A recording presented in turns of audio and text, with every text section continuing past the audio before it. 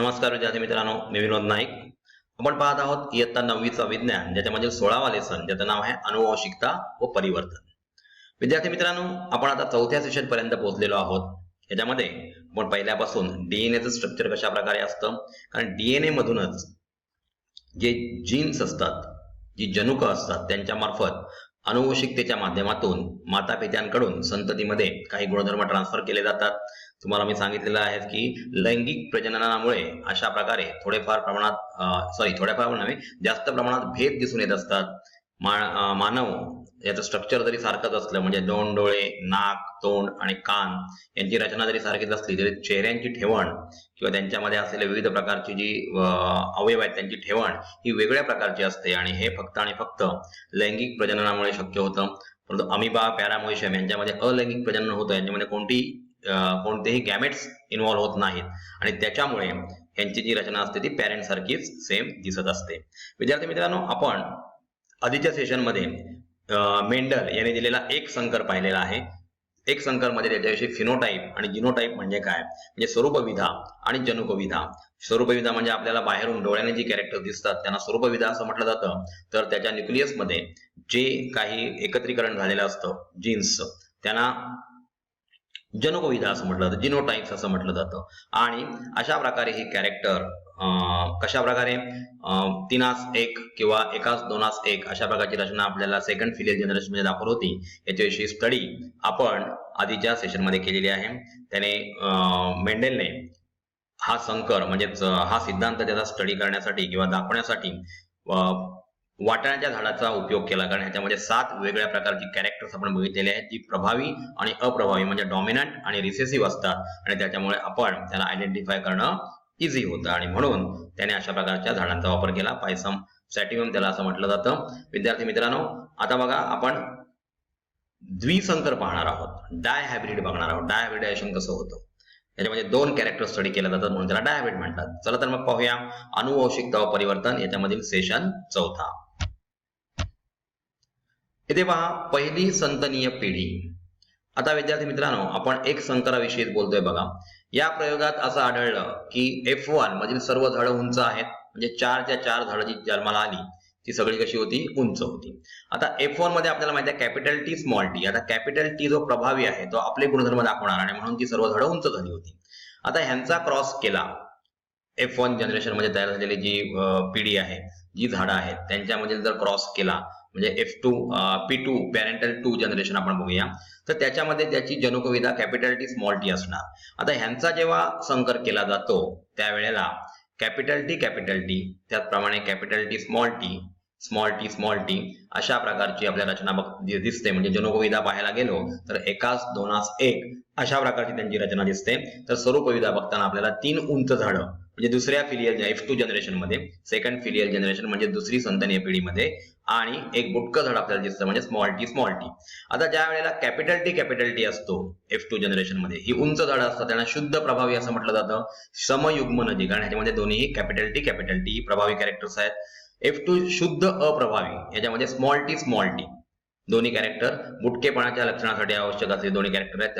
ह्याला सुद्धा समयुग्मनजी म्हटलं जातं. परंतु मिश्र प्रकारची, म्हणजे ज्याच्यामध्ये कॅपिटल टी आहे आणि स्मॉल टी आहे, ही झाडं उंच असतात, परंतु यांना विषमयुग्मनजी असं म्हटलं जातं. म्हणजे कॅपिटल टी असतील तर स्मॉल टी सुद्धा समयुग्मनजी, आणि कॅपिटल टी स्मॉल टी असतील तर ही विषमयुग्मनजी अशा प्रकारची कॅरेक्टर्स याच्यामध्ये असतात. म्हणजे विद्यार्थी मित्रांनो, अशा प्रकारचे क्रॉस आपण आपल्या वहीमध्ये करू शकतो. त्याच्यामध्ये पॅरेंटल जनरेशन, F1 जनरेशन आणि F2 जनरेशन दाखवू शकतो, आणि कशा प्रकारे त्यांची स्वरूपविधा आहे किंवा जनुकविधा आहे यांची स्टडी सुद्धा करू शकतो. आता बघा, मेंडेलचा एक संकर झाला. आता द्विसंकरकडे आपण वळतोय, म्हणजे डायहायब्रिड क्रॉस. द्विसंकरात विरोधी लक्षणांच्या 2 जोड्यांचा समावेश होतो. मेंडेलने एकापेक्षा जास्त लक्षणांच्या जोड्या एकाच वेळी वापरून संकरणाचे आणखी प्रयोग केले. म्हणजे पहिल्या प्रयोगामध्ये त्यांनी एक संकर केला होता, एकच कॅरेक्टरचा स्टडी केला होता, परंतु इथे एकापेक्षा जास्त म्हणजे 2 जोड्या आपण बघतोय. आता गोल आणि पिवळ्या अशी ही प्रभावी कॅरेक्टर. गोलला त्यांनी राऊंडेड म्हणून कॅपिटल आर, पिवळा रंग म्हणजे येलो म्हणून कॅपिटल वाय जोडीच्या स्वरूपात दिलं. बीजांडांच्या झाडांच्या अप्रभावी कॅरेक्टर कुठले आहेत, सुरकुतलेल्या रिंकल्ड, आणि हिरव्या. आता राऊंड शेपला आपण कॅपिटल आर घेतला असेल तर सुरकुतलेला आपण स्मॉल आर घेणार आहोत, आणि कॅपिटल वाय पिवळ्यासाठी घेतला असेल तर हिरव्या हा अप्रभावी कॅरेक्टर आहे, त्याला स्मॉल वाय हा इंग्रजी मुळाक्षरामधील स्मॉल लेटर घेणार आहोत, छोटं लेटर घेणार आहोत. तर स्मॉल आर स्मॉल वाय बीजांच्या धडांची संकर घडून आणला. यात बीजांचा रंग व प्रकार अशा 2 लक्षणांचा समावेश आहे, आणि ह्या 2 लक्षणांचा समावेश असल्यामुळे याला द्विसंकर असं म्हणतात, म्हणून त्याला द्विसंकर म्हणतात. आता जनक पिढी P1 मध्ये बघूया. मेंढ्यांनी गोल पिवळी बीजे येणाऱ्या तसेच सुरकुतलेली हिरवी बीजे येणाऱ्या वाटाण्यांच्या झाडांची निवड केली. आधी तक्त्याप्रमाणे आपल्याला दिसत आहे. बघा, गोल आणि पिवळी ही प्रभावी कॅरेक्टर्स आहेत, म्हणजेच ही डॉमिनंट कॅरेक्टर आहेत, आणि त्यालाच रिसेसिव्ह म्हणजे अप्रभावी कॅरेक्टर सुरकुतलेल्या बिया किंवा हिरवी बीजे, हिरवा रंग त्यांचा, अशा प्रकारचे कॅरेक्टर्स आहेत. आपण जेव्हा मटार सोलत असतो त्यावेळेला अशा प्रकारच्या काही बिया आपल्याला दिसतात. जास्त प्रमाणात आपल्याला गोल आणि पिवळ्या किंवा सुरकुतलेल्या आणि हिरव्या सुद्धा बिया आपल्याला दिसत असतात. म्हणजे गोल पिवळी ही प्रभावी डॉमिनंट आणि सुरकुतलेली हिरवी ही अप्रभावी म्हणजेच रिसेसिव्ह कॅरेक्टर्स आहेत. आता पुढे आपण बघूया कशा प्रकारे त्यांच्यामध्ये संकर झाला आणि कशा प्रकारे नवीन वनस्पती निर्माण झाल्या. इथे पहा विद्यार्थी मित्रांनो, कॅपिटल आर कॅपिटल वाय जनुकविधा ही गोल आणि पिवळ्या वाटाण्यांसाठी आहे, तर स्मॉल वाय ही सुरकुतलेल्या आणि हिरव्या वाटाण्यांसाठी आहे. आता घेताना जेव्हा आपण युग्मक फॉर्म करू म्हणजे गॅमेट्स फॉर्म करू तेव्हा कॅपिटल आर घ्यायचे नाहीत, तर कॅपिटल आर आणि कॅपिटल वाय अशी एक लक्षणांची जोडी घ्यायची, आणि स्मॉल आर आणि स्मॉल वाय यांच्यामध्ये जेव्हा संकर होतो तेव्हा चारही क्रॉस जे आहेत ते capital R capital Y small Y म्हणजे यांची स्वरूपविधा कॅपिटल आर आहे म्हणजे गोल बी असणार, आणि कॅपिटल वाय आपल्याला दिसतो प्रभावी कॅरेक्टर जो आपली लक्षणं तिथे सोडणार आहे ते पिवळे वाटाणे आपल्याला दिसतील. आता जनक पिढी P2 मध्ये आपण दुसरी बघूया. F1 चे स्वयंपरागण होते, म्हणजे यांचं लैंगिक प्रजनन केलं जातं. गोल पिवळे वाटाणे आपण बघतोय, आणि त्याच्यामुळे आता जनुकविधा capital R capital Y small y आहे, परंतु याची युग्मक फॉर्म होताना पॉसिबिलिटी अशी असते capital R small r capital Y small y, आणि दोन्हीकडे सारखेच अशा प्रकारचे असतात. आणि त्यांच्यात जर क्रॉस घडून आणला तर आपल्याला बघा आर वाय म्हणजे आर पहिला लिहायचा कॅपिटल वाय याच्यामध्ये आपल्याला जिथे आपल्याला कॅपिटल आर आणि कॅपिटल वाय दिसेल ती राऊंडेड म्हणजे गोल आणि येलोइश कॅपिटल वाय दिसेल तिथे. जर पहिला कॅरेक्टर आपल्याला स्मॉल आर दिसला तर ती कशी असेल, रिंकल्ड असेल, आणि स्मॉल वाय दिसला तर ग्रीन कलरची, कॅपिटल वाय दिसला तर येलो कलरची प्रभावी कॅरेक्टर्स आपल्याला दिसतील, आणि याचा डिटेल विषय आपण पुढे बघणार आहोत. आता इथे गोल पिवळे किती झाल्या आपण शोधून काढा, सुरकुतलेली आणि पिवळी किती झाली ती पण शोधून काढा. गोल हिरवी सुरकुतलेली हिरवी यांची स्वरूपविधा म्हणजे त्यांचं गुणोत्तर आपल्याला दिसेल, आणि ते गुणोत्तर इथे लिहून काढायचं आहे. जनुकविधा गुणोत्तरामध्ये कॅपिटल आर कॅपिटल वाय जे सेम समयुग्मनाचे किती आहेत बघा, कॅपिटल आर वाय आणि स्मॉल वाय हे किती आहेत बघा. अशा प्रकारे निरनिराळ्या प्रकारचे तुम्हाला इथे जनुकविधा दिलेले त्यांचं गुणोत्तर आपल्याला काढायचं आणि खाली लिहायचं आहे. आता कॅपिटल आर व स्मॉल आर यांचा एक संकर दर्शवा व F2 पिढीचे जनुकविधा व स्वरूपविधा गुणोत्तर लिहा. विद्यार्थी मित्रांनो, हे आपलं काम आहे. आपल्या वहीमध्ये अशा प्रकारचे क्रॉस आपल्याला करायचे आहेत आणि त्यांचं जनुकविधा आणि स्वरूपविधा लिहायचे आहे. F1 पिढीमध्ये पिवळे गोल व हिरवे सुरकुतलेले वाटाणे या लक्षणांपैकी फक्त पिवळे गोल वाटाणे हे लक्षणच का प्रकट झाले असावे, याचं कारण ते प्रभावी कॅरेक्टर आहे, आणि त्याच्यामुळे जास्त प्रमाणात पिवळे आणि गोल अशा प्रकारच्या बिया अशा प्रकारचे वाटाणे आपल्याला मिळालेले आहेत.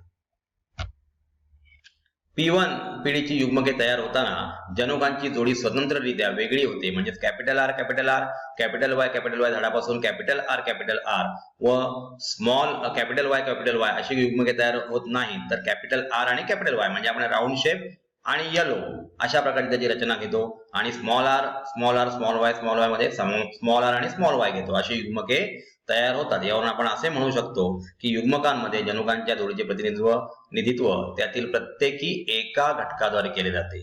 म्हणजे आर वाय नव्हे तर आर आणि वाय अशा प्रकारच्या एका घटका. आर कशाला वापरतात तर गोलाकारासाठी, आणि वाय कशासाठी वापरतात तर येलो रंगासाठी म्हणजे पिवळ्या रंगासाठी. स्मॉल आर वाय म्हणजे स्मॉल आर कशासाठी वापरतात रिंकल्ड म्हणजे सुरकुतलेले, आणि स्मॉल वाय कशासाठी वापरतात तर ग्रीन कलर साठी इथे वापरलेले असते. तर विद्यार्थी मित्रांनो, अशा प्रकारे आपण एक संकर म्हणजे काय त्याच्याविषयी जाणून घेतलं. त्याचप्रमाणे दोन वेगवेगळी कॅरेक्टर स्टडी करत असताना त्याला द्विसंकर असं म्हटलं जातं. त्याच्यासाठी मेंडेलने वाटाण्याच्या झाडामधील ज्या बिया असतात वाटाण्याच्या शेंगामधील त्या गोलाकार आणि येलो कलर हे प्रभावी कॅरेक्टर, आणि सुरकुतलेल्या बिया आणि ग्रीन कलर्ड बिया याच्यामध्ये त्यांनी काय केलं तर क्रॉस घडून आणला आणि त्याच्यानुसार त्याची स्वरूपविधा आणि जनुकविधा म्हणजे फिनोटाईप आणि जिनोटाईप आपण शोधून काढलेले आहेत. अशाच प्रकारचे स्वरूपविधा आणि जिनोटाईप्स आपल्याला आपल्या वहीमध्ये लिहायचे आहेत. तर विद्यार्थी मित्रांनो, एएस विद्यालय म्हणजेच एनी टाइम एनीवेअर स्कूल हे असं एक ऑनलाईन एज्युकेशनल ऍप आहे की ज्याच्या मार्फत आपण घर बसल्या विविध विषय जसे की science, social science, maths, English, computer किंवा हिंदी या विषयांचा स्टडी आपण घर बसल्या करू शकतो. आमच्या उत्कृष्ट अशा शिक्षकांचं मार्गदर्शन आपल्याला लाभत असतं. त्याचप्रमाणे आपल्याला अमर्याद अशा टेस्टचा अनुभव या ऍपच्या मार्फत मिळत असतो. आपण हे ऍप रजिस्टर केलेलं आहे. आपल्या इतर विद्यार्थी मित्र मैत्रिणींना सुद्धा या ऍप बद्दल माहिती द्या. आपल्या काही शंका असतील तर त्या शंकांचं निरसन सुद्धा आमचे तज्ञ शिक्षक या ऍप मार्फत करत असतात. म्हणून आजकालच्या काळाची गरज म्हणजे एएस विद्यालय याचं ऍप. विद्यार्थी मित्रांनो, आता लक्षात घ्या की कॉम्पिटेटिव्ह वर्ल्ड आहे.